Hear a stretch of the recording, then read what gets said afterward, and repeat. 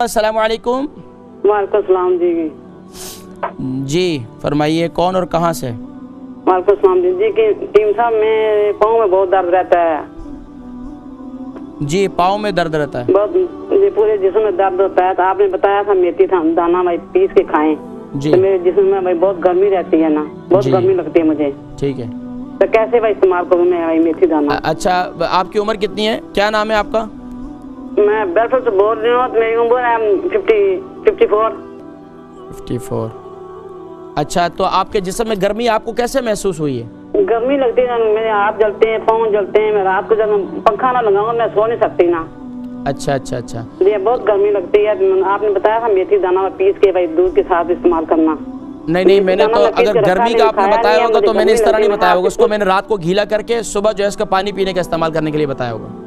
ऐसे बताना, मैं फोन बंद कर दूंगी, फिर आप मुझे बताना है। मैं इंशाल्लाह बताता हूँ। ठीक है, अब मैं आपको बताता हूँ। एक और हमारी कॉलर थी, उनके पाँव में बहुत ज़्यादा दर्द होता है, 54 साल उनकी उम्र है, गर्मी है, उनके हाथ पाँव बहुत ज़्यादा जलते हैं। और दूसरा सवाल था कि मेथी दाने का इस्तेमाल कैसे करें।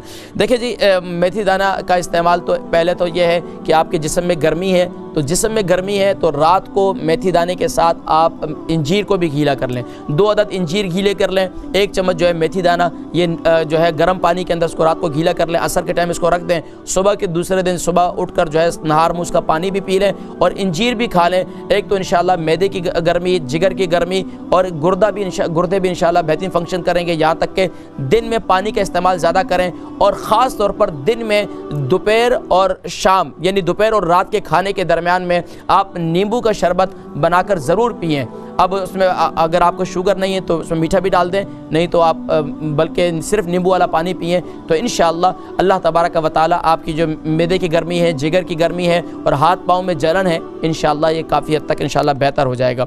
और इसी तरीके से हाथ पाँव में अगर दर्द रहता है तो इसके लिए बेहतरीन जो है जैतून का तेल है। जिनके भी हाथ पाँव में दर्द रहता है, जिस्म में कहीं भी दर्द रहता है, नबी करीम सल्लल्लाहु अलैहि वसल्लम ने इरशाद फरमाया फ़ीही शजरतिन, बल्कि कुरान करीम में अल्लाह करीम फरमाते फ़ी शजरतिन मुबारका, और अल्लाह करीम ने जैतून की कसम भी कुरान करीम में खाई है। तो ये जैतून का तेल जो है इसको इस्तेमाल करना चाहिए। हमारे अक्सर लोग जो है इधर उधर के दूसरे तेलों को इस्तेमाल करते हैं, उसकी मसाज करते हैं। सबसे बेहतरीन तेल जो है मसाज के लिए वो जैतून का तेल है। ऑर्गेनिक ले लें, जैतून का तेल मिलता है माशाअल्लाह, मुख्तलिफ स्टोर से मिल जाता है यहाँ पर अच्छे किस्म का, आला किस्म का।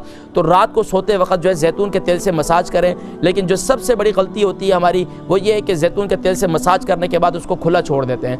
जिस जगह के मसाज किया उसको अच्छी तरीके से कपड़े पे लपेट दें और जब उससे कपड़ा हटाएं भी तो यकदम ना हटाएं, क्योंकि उसमें पसीना आया होता है। अब यकदम फिर हवा लगती है, फिर दोबारा दर्द हो जाता है। तो जहाँ आपने सुबह उठकर उसको छोड़ दें, थोड़ी देर बिस्तर में जहाँ कपड़ा लपेटा था उसको हटा दें और थोड़ी देर बिस्तर में रहें और फिर उसके बाद जब नॉर्मल टेम्परेचर हो जाए फिर उठ जाएं बिस्तर से, फिर नॉर्मल अपनी एक्टिविटी जारी रखें।